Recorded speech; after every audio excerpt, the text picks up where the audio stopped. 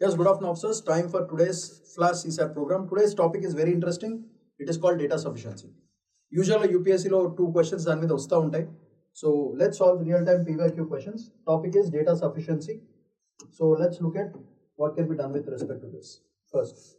First question సరిగా చదవండి. దీంట్లో మనం గుర్తుపెట్టుకోవాల్సిన అంటే options are very important. Options are very important. So ఒకసారి ప్రాసెస్ చూద్దాము. A cyclist goes from A to B at uniform speed. Okay. You are told the distance AB is d kilometers, which is unknown. Statement 1 ఏం చెప్తుంది? So first statement 1 చూద్దాము. Cyclist speed is 12 kilometers per hour. మనకు కావాల్సింది distance. So distance కి formula ఏంటి? Speed కావాలి, time కావాలి. Okay. Statement 1 alone చూద్దాం. Let's look at only statement 1 alone ఒకటే చూద్దాం. సైక్లిస్ట్ స్పీడ్ ఇస్ 12 kilometers అని చెప్పాడు. స్పీడ్ తెలుసు మనకు కావాల్సిందేమో డిస్టెన్స్. డిస్టెన్స్ కావాలంటే స్పీడ్ ఇంటూ టైం. దీంట్లో మనకి ఏమున్నాయి? డిస్టెన్స్ తెలియదు, స్పీడ్ ఏమో 12 kilometers. ఎంత టైం పడుతుందో తెలియదు. So do you think you will be able to give a definite answer? అంటే మళ్ళీ మార్పులు ఉండకూడదు. You can't guess. So distance కనుక్కోగలుగుతామా? కనుక్కోలేము. యూజింగ్ దిస్ స్టేట్మెంట్ అలోన్, ఈ ఒక్క స్టేట్మెంట్తో can you find this answer? Final question ఏం అడుగుతున్నాడు? Are these sufficient to determine the distance d? So distance d should be only one answer. Multiple answers రాకూడదు. No multiple answers.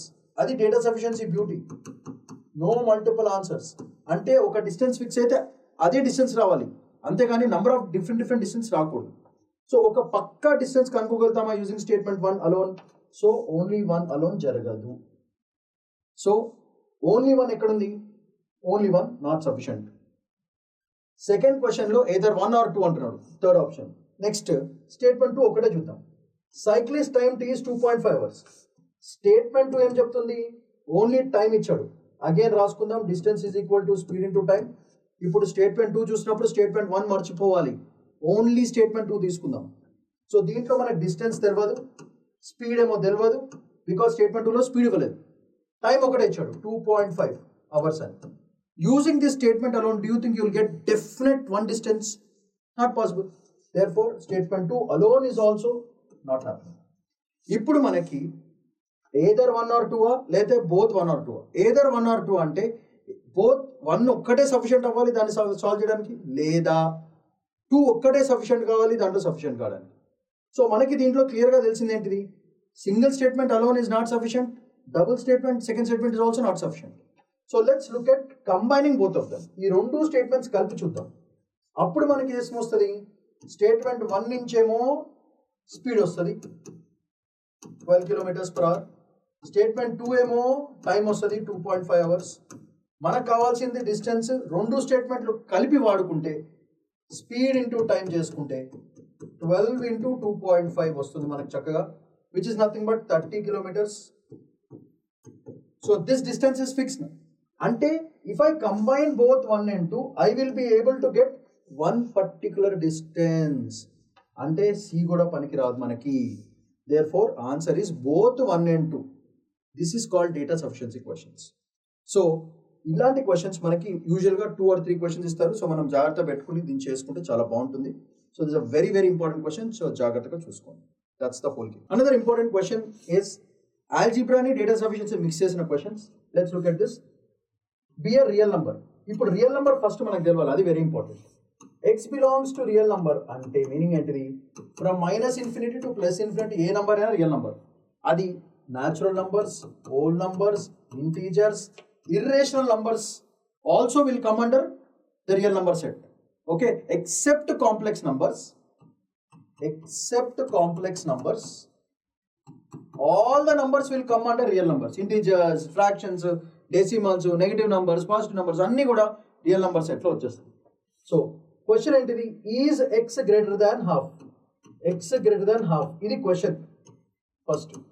So first ఏం చేయాలి? Statement 1 alone చూసుకోవాలి. So let's do statement 1 alone. Statement 1 ఏమంటుంది? 2x is greater than 1 అంటున్నాడు. అంటే x is greater than half అని తీసుకోవచ్చా అనేది క్వశ్చన్. సో దీనికి మనం ఏం చేయాలి? x is greater than half లేదా అని ఎట్లా డిసైడ్ చేస్తాం? స్టేట్మెంట్ 1 ఏం చెప్తున్నాడు అంటే 2x greater than 1 అయితే సఫిషియంట్ చాలు మనకి ఆబ్వియస్గా X will always be greater than half అని వాడు చెప్తున్నాడు. సో దీనికి మనం ఏమైనా counter always think how statement correct చేయడం కాదు, స్టేట్మెంట్ ఎలా తప్పు చేయొచ్చో ఆలోచించాలి. డేటా సఫిషియన్సీ ఆఫ్ బ్యూటీ ఏంటంటే స్టేట్మెంట్ రైట్ అవ్వడం అని ట్రై చేస్తారు స్టూడెంట్స్, అదే తప్పు. స్టేట్మెంట్ ఎలా తప్పు అవుతుందో చూడాలన్నమాట. సో ఈ స్టేట్మెంట్ ఇచ్చి ఇది తప్పు అయ్యేటట్టు చూసుకోవాలన్నమాట. దెన్ ఒక్క ఎగ్జాంపుల్ చాలు, one example is sufficient to disprove the whole statement. So ఇక్కడ 2x గ్రేటర్ దెన్ హాఫ్ అంటున్నాడు, ఓకే. సో దీన్ని బట్టి మనకి ఏమవుతుంది, we know that x is greater than half. ఒక చిన్న ఎగ్జాంపుల్ తీసుకుందాం. ఫర్ ఎగ్జాంపుల్ x1 తీసుకుందాం. అప్పుడు 2 into 1 ఏమవుతుంది, 2 greater than 1. So x is greater than హాఫే కదా, ఎందుకంటే x వాల్యూ 1 కాబట్టి. Okay, correct statement. Try to get a negative wrong example. So ఇప్పుడు చూద్దాం, x 0.5 తీసుకున్నాం అనుకో, 0.6 తీసుకున్నాం అనుకో, అప్పుడు ఏమవుతుంది, 2 into 0.5, 0.6 which is 1.2. 1.2 is greater than 1. x అనేది మనకి 0.6 which is greater than half. ఇది కూడా ఓకే అవుతుంది. So this clearly shows that whenever 2x is greater than 1, you can't take x negative. x negative తీసుకుంటే అసలు పాసిబిలిటీ ఉండదు, so chance లేదు. 2x is even number, అది కూడా ఒకటి ఉంది. x 0 తీసుకోవచ్చా, అక్కడ వస్తుంది. If you take x as 0, 0 into 2x is not greater than 1. సో I can't use that x at all. x negative తీసుకోవచ్చా, తీసుకోలేను. So I can't use as example. So first statement 1 నుంచి మనం నేర్చుకుంది ఏంటిదంటే 2x గ్రేటర్ దాన్ 1 అయినప్పుడు ఖచ్చితంగా x greater than half అయిపోతుంది. సో స్టేట్మెంట్ 1 అలోన్ అయి ఉండొచ్చు, దిస్ వన్ థింగ్. అప్పుడే క్వశ్చన్ సాల్వ్ చేయకూడదు. సో 1 ఖచ్చితంగా మన ఆన్సర్లో ఉండాలి. సో దీన్ని బట్టి ఏమైంది, నెక్స్ట్ స్టేట్మెంట్ చూద్దాం. Let's go to statement 2.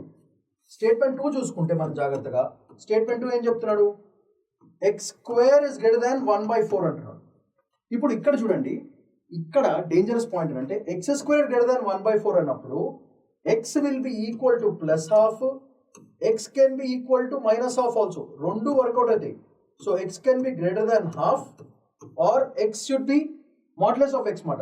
Is nothing but x square greater than half అన్నప్పుడు ఎప్పుడైనా సరే గుర్తుపెట్టుకుని ప్లస్ ఆర్ మైనస్ వాడాలి. So x is greater than -1/2. ఈ రెండు సిచ్యువేషన్స్ చూసుకుంటే ఇప్పుడు ఈ క్వశ్చన్లో x గ్రేటర్ దాన్ హాఫ్ ఉండాలా లేదా? If I take x is equal to x greater than -1/2 తీసుకున్నాను అనుకోండి. For example x equal to -1/2 తీసుకుందాం. అప్పుడు ఏమవుతుంది, x square becomes 1/4, but x is definitely less than half. అది పరిస్థితి.